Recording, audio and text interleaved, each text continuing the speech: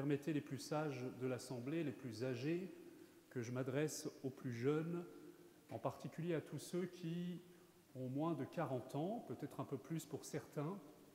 À tout cela, je veux, puisque la mode est à la repentance un peu partout dans la société, dans l'Église aussi, eh bien je vais faire repentance pour l'Église. Et je vous demande pardon. Je vous demande pardon parce que vous n'avez pas été formés comme il faut. Je vous demande pardon parce que vous êtes une génération qui, pour une grande part, doit décider de se former, décider de retrouver le chemin du cœur de la foi qui souvent ne vous a pas été donné.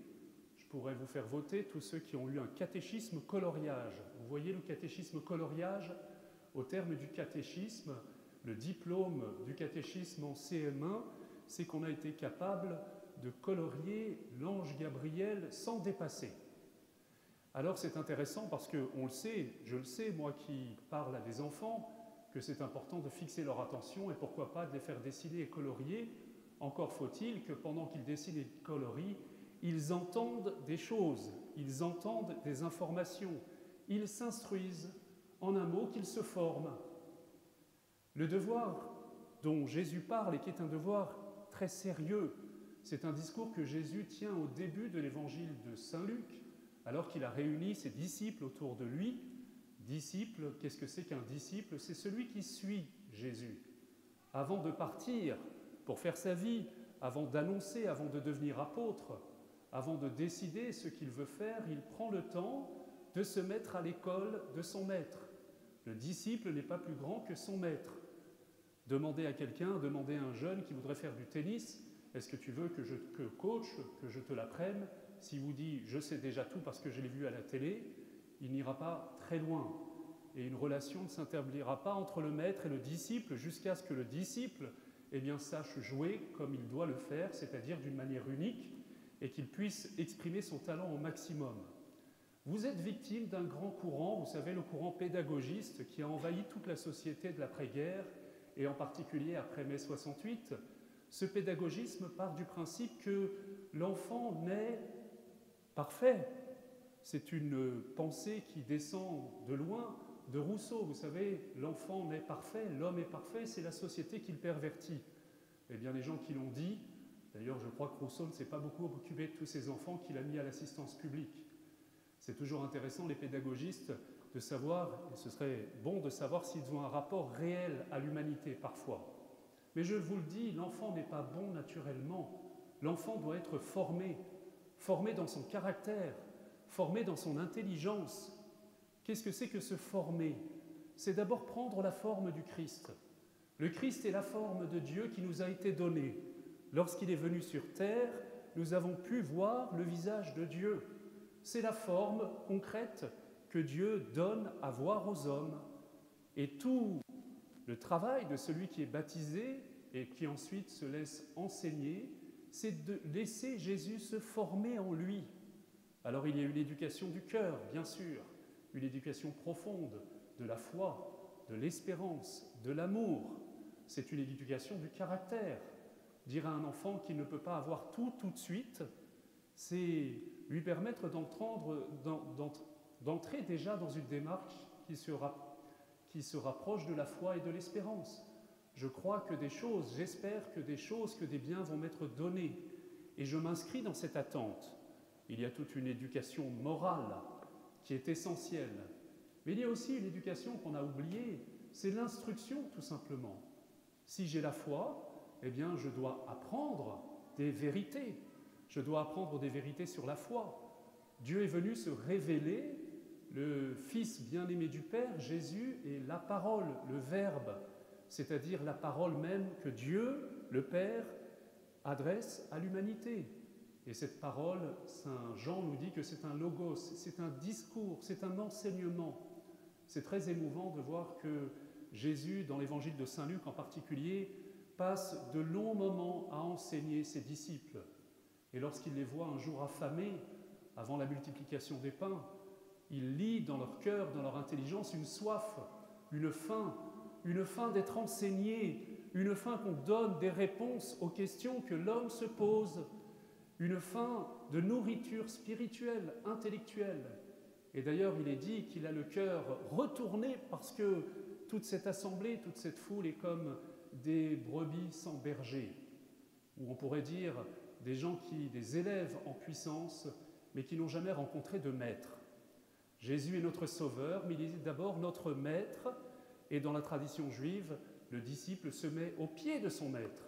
Le disciple s'assied au pied de son maître. Et vous savez quelle est l'attitude du disciple?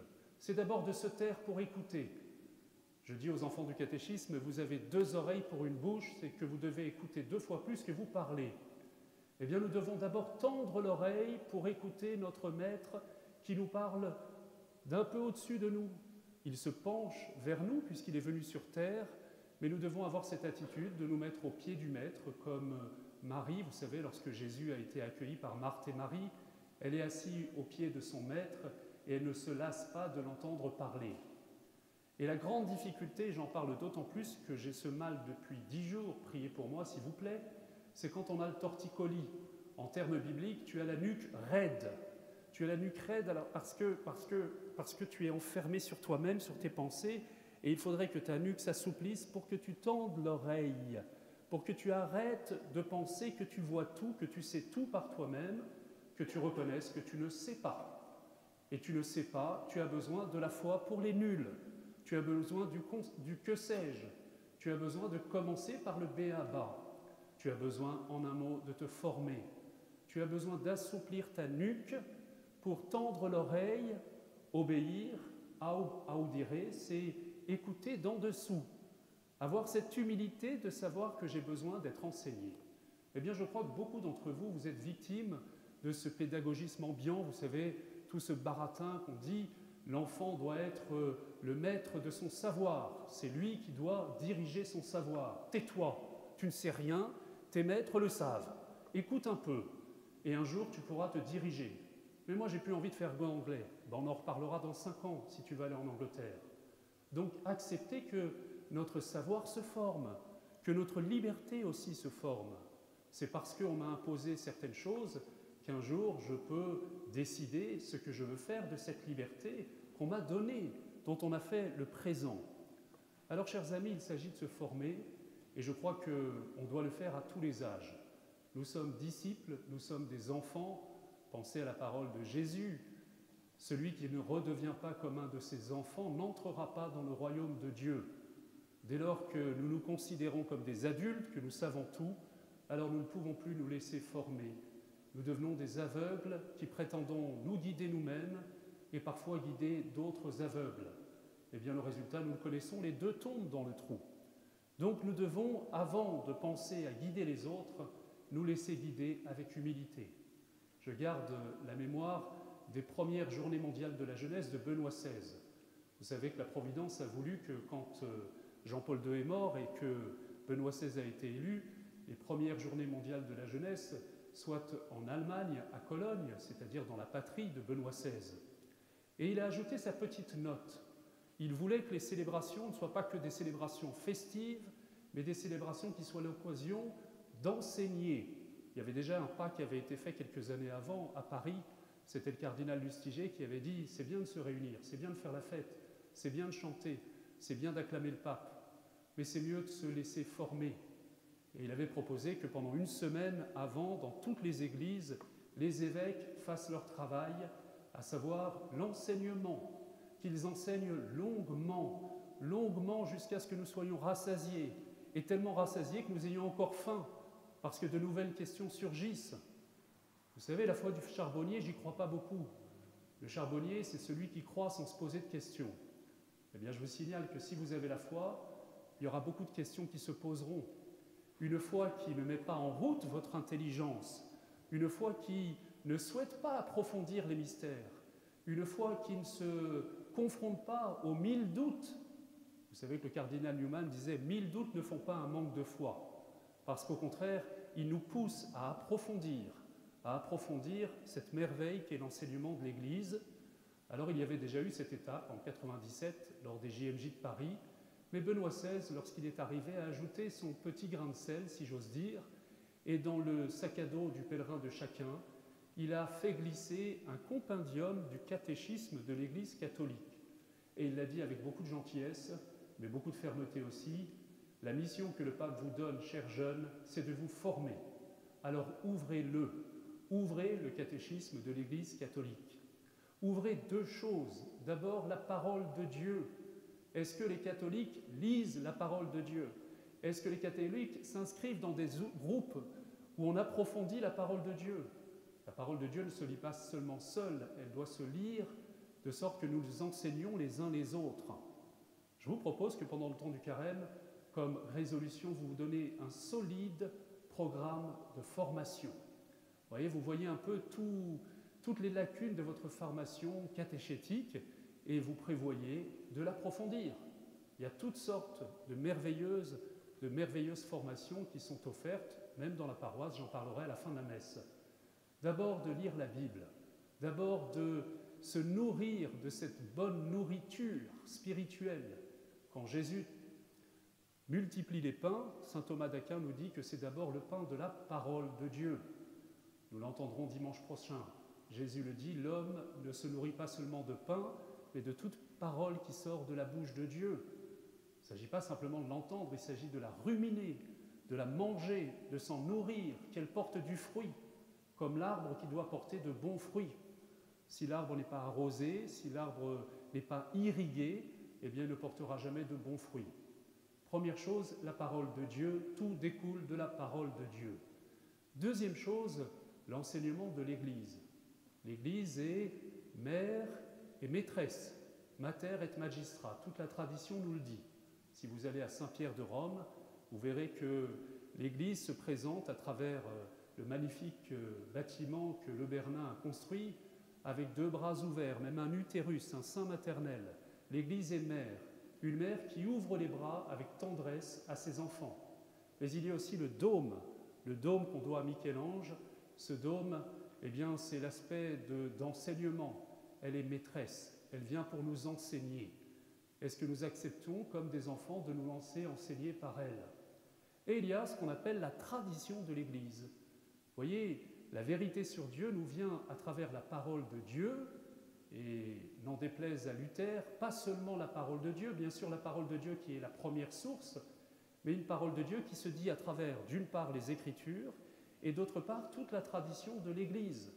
La tradition de l'Église, c'est son enseignement, c'est l'enseignement catéchétique, ce sont les déclarations, ce sont tout le travail des pères de l'Église qui ont préparé ce que nous proclamons dans le credo.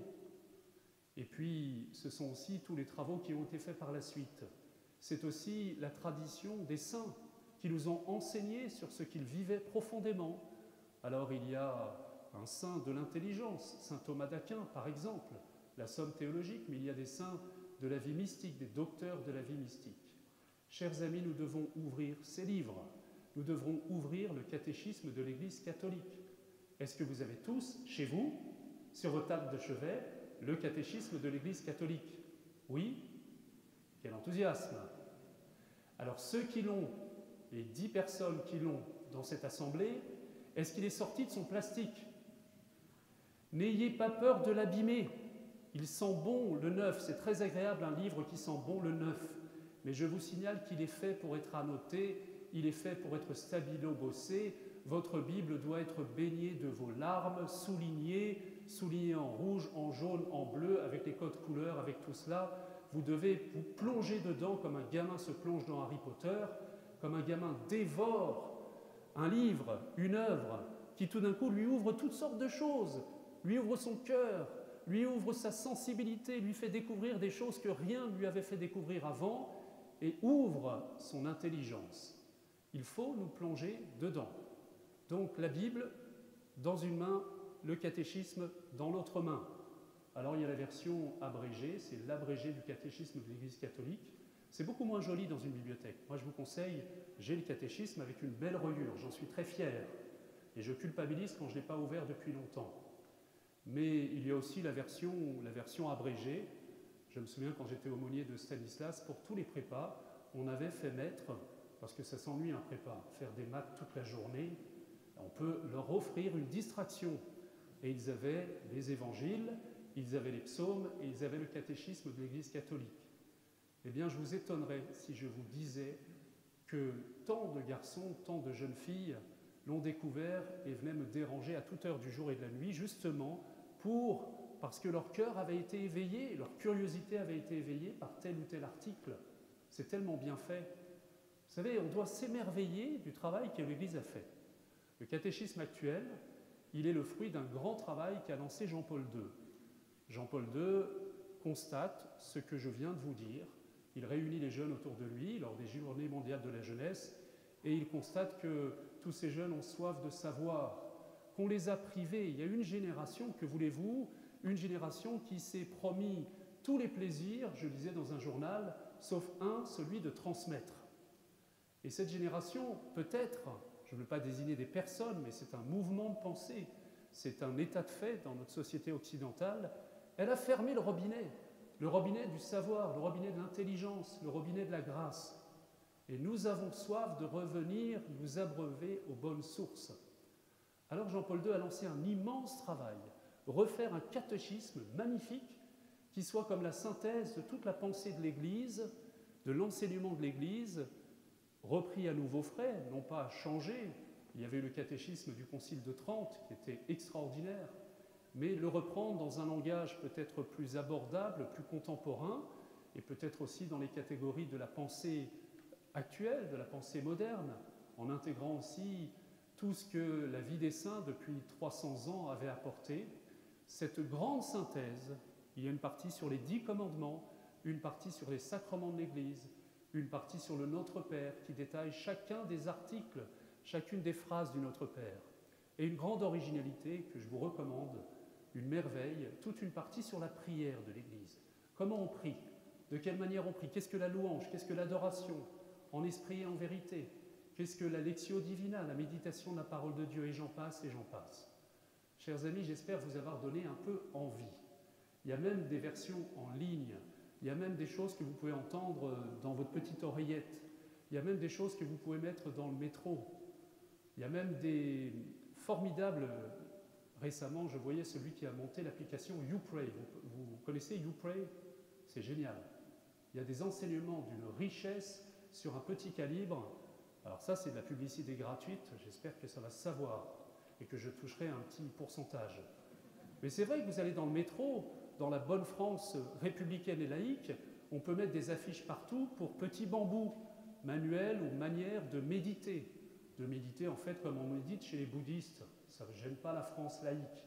Mais moi, je rêve de petits bambous qui soient affichés dans le métro, YouPray, etc. Comment se laisser enseigner par la parole de Dieu? Comment la pénétrer? Comment la laisser pénétrer en nous?